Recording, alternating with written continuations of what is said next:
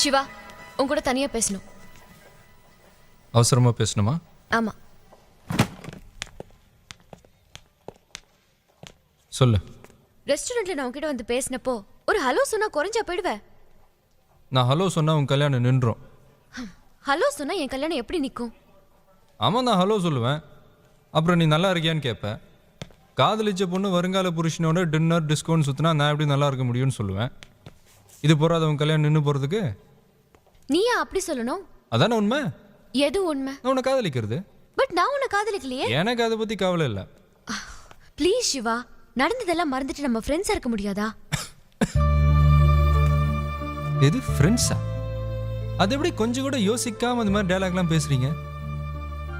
Friends friends சும்மா இருக்கிறப்போ phone பண்ணி பேசுவீங்க. போர் அடிச்சா கூட சேர்ந்து ஊர் சுற்றிக்கிட்டு ஐஸ்கிரீம் கேட்பீங்க.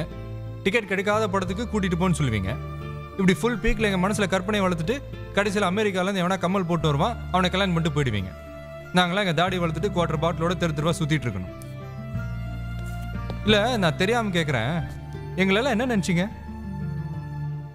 நல்ல வேலை ஃப்ரெண்ட்ஸாக இருப்போன்னு நிறுத்திக்கிட்டேன். அண்ணன் தங்கச்சியாக இருப்போன்னு சொல்லாம முட்டிய. Siva please try to understand me. இதை பார் சந்தியா, எனக்கு உன்ன மாதிரி டஸ்ஸு புஸ்ஸுன்னு இங்கிலீஷ்லலாம் பேச வராது. அழகான தமிழில் தெளிவாக சொல்கிறேன் கேட்டுக்க. நட்புங்கிறது லைப்ரரியில் கிடைக்கிற புக்கு மாதிரி, அதை யார் வேணாலும் படிக்கலாம். ஆனால் காதலுங்கிறது நம்ம எழுதுகிற டைரி மாதிரி, அதை எழுதினவங்க மட்டும்தான் படிக்க முடியும். அதை கொண்டு போய் லைப்ரரியில் வச்சு அடுத்தவங்க படித்தா அசிங்கமாயிடும்.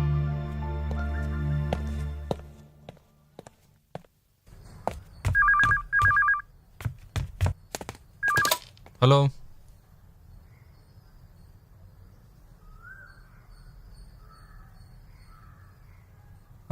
இதோ வரேன்.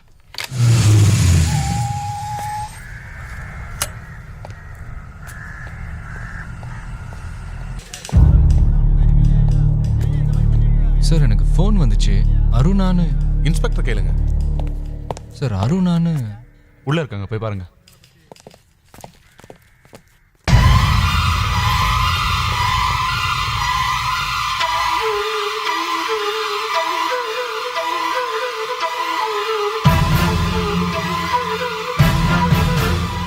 அருணா,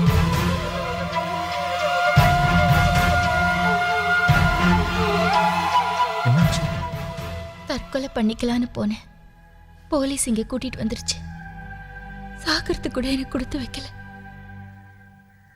இங்க தெரிஞ்சவங்க அட்ரஸ் கேட்டாங்க. அதான் பிரபு வீட்டு நம்பரை கொடுத்தேன். ஆனா நீங்க வருவீங்கன்னு எதிர்பார்க்கல மாமா. எல்லாமே எதிர்பாராம தானே நடக்குது. எதுக்காக நீ சாகணும்? ஒரு ஃபோன் பண்ணிருக்கலாம்ல.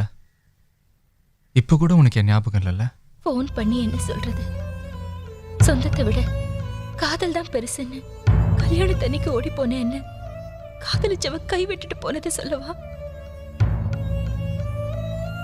என்னைக்காவது ஒரு நாள் அவன் திரும்பி வருவான்னு காத்திருந்து ஏமாந்ததை சொல்லவா? ஓடினவன் உனக்கு என்ன உறவுன்னு மத்தவங்க கேட்டப்போ பதில் சொல்ல தெரியாம பைத்தியக்காரி மாதிரி அலைஞ்சதை சொல்லவா? வாழறதா சாகிறதா?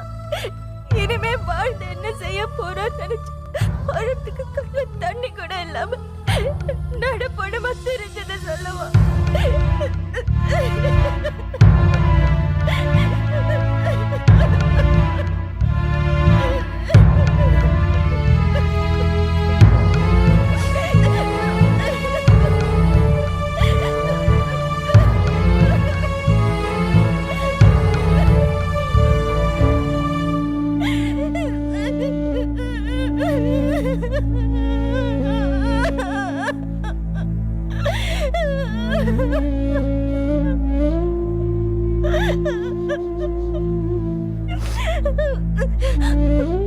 சாப்பிட்டு 2 நாள் ஆச்சு மாமா.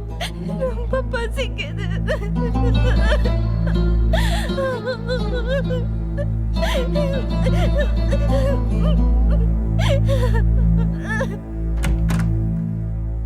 டேய், நீ எங்கடா போயிருந்த?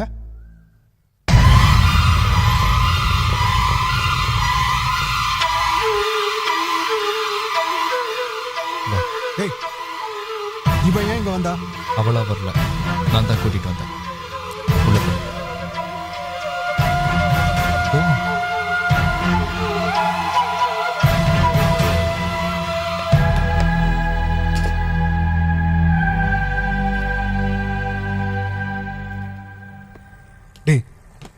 அன்னைக்கு இந்த சமையல்காரன் வேண்டாம் தாண்டா அவ போனா.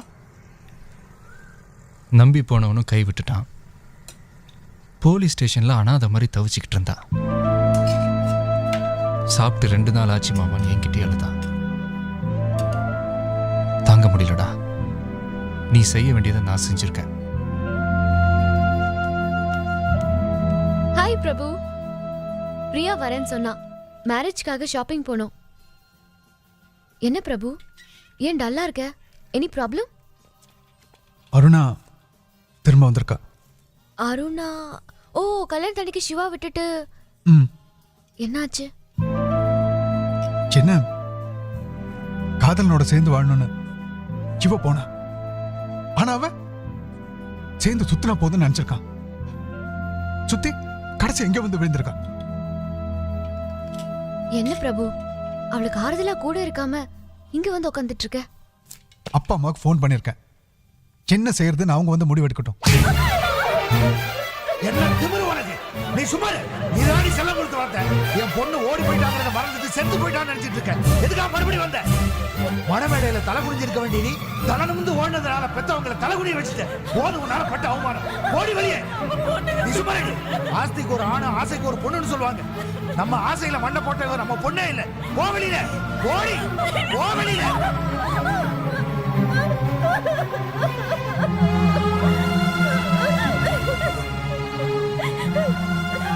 சிவா, முதல்ல இவளை வெளியே போக சொல்லு. மாமா நான் சொல்றதுக்கு வெளியில போக சொல்லு. மாமா. சொன்னா கேட்டா வெளியில போக சொல்லு. மாமா, டேய், நீ ஒண்ணு வக்காலத்து வாங்காத. போக சொல்லு. வெளியே தள்ளுறதுக்கு திரும்ப கூட்டிட்டு வந்தேன். நீ எங்களை விட்டு பிரிஞ்சு இருக்கிறதுக்கு காரணமே இவதான். உன்னை பார்த்து நாங்க கஷ்டப்படக்கூடாது தானே எங்களை விட்டு பிரிஞ்சுங்க வந்திருக்க. நம்மள எல்லாரையும் கஷ்டப்படுத்துற இவ ஒரு நிமிஷம் கூட இந்த வீட்டுல இருக்க கூடாது. முதல்ல வெளியில போக சொல்லு. கல்யாணத்தன்னைக்கு போனதுக்கு அவ மட்டும் காரணம் இல்ல, நம்ம எல்லாரும் தான். அவளுக்கு பிடிச்சதெல்லாம் தேடி தேடி வாங்கி கொடுத்த நீங்க கல்யாணத்துக்கு முன்னாடி என்ன பிடிச்சிருக்கான்னு அவகிட்ட ஒரு வார்த்தை கேட்டீங்களா? நான் தான் கேட்கல. அவளாவது சொல்லியிருக்கலாம்ல. எங்க பொண்ணுங்க தங்களோட முடிவை சுதந்திரமா சொல்ல எங்க இடம் தர்றீங்க? பொண்ணுங்கன்னா தலை குனிஞ்சிருக்கணும்னு சொல்லியே வளர்க்குறீங்க. அதனாலே பல விஷயங்கள்ல அவ சிரிக்கிறாளா அழுவுறாளான்னு கூட தெரியாம போயிடுது. பெட்டி கடைக்காரன் கடன் பாக்கி அப்பா கிட்ட கேட்கற வரைக்கும் பையன் சிகரெட் பிடிக்கிற விஷயம் அப்பாவுக்கு தெரியறது இல்ல. பொண்ணு பீச்சில் பார்த்தேன், சினிமா தியேட்டர்ல பார்த்தேன் மத்தவங்க சொல்ற வரைக்கும் பொண்ணு காதலிக்கிற விஷயம் அம்மாவுக்கு தெரியறது இல்ல. அப்படி இல்லாம ஒவ்வொரு பேரண்ட்ஸும் தான் பொண்ணுங்க மனசை சரியா புரிஞ்சு வச்சிருந்தா கல்யாணத்தன்னைக்கு யாரும் அருணா மாதிரி ஓட மாட்டாங்க. அருணா திரும்ப வந்ததுக்கு சந்தோஷப்படுங்க மாமா. இப்ப நீ என்ன சொல்ல வர்ற? இவளை மறுபடியும் நான் ஊர் கூட்டிட்டு போனா ஊர் என்ன சொல்லும்? நான் தலை நிமிர்ந்து நடக்க முடியுமா? அப்போ இது வரைக்கும் நீங்க கவலைப்பட்டதெல்லாம் ஊருக்காகத்தான், உங்களுக்காக இல்ல. உங்களை பத்தி கவலைப்பட ஊர்ல இருக்கிறவங்களுக்கு நேரம் இல்ல மாமா. அவனுக்கு அவன் பிரச்சனையும் சரியா இருக்கு. நீங்க தான் தேவையில்லாம அவங்கள நினைச்சு கவலைப்படுறீங்க. பொண்ணை பெத்து கல்யாணம் பண்ணி புருஷனோட அனுப்பிட்டு கண் கலங்கி நிக்கிறதோட மட்டும் பெத்தவங்க கடமை முடிஞ்சிருது இல்ல. ஏதோ ஒரு சந்தர்ப்பத்துல மறுபடியும் பெத்தவங்க கிட்ட திரும்பி வந்தா அவ கண்ணீரை தொடச்சு ஆறுதல் சொல்றதுக்கும் தயாரா இருக்கணும். அதை புரிஞ்சுக்கங்க.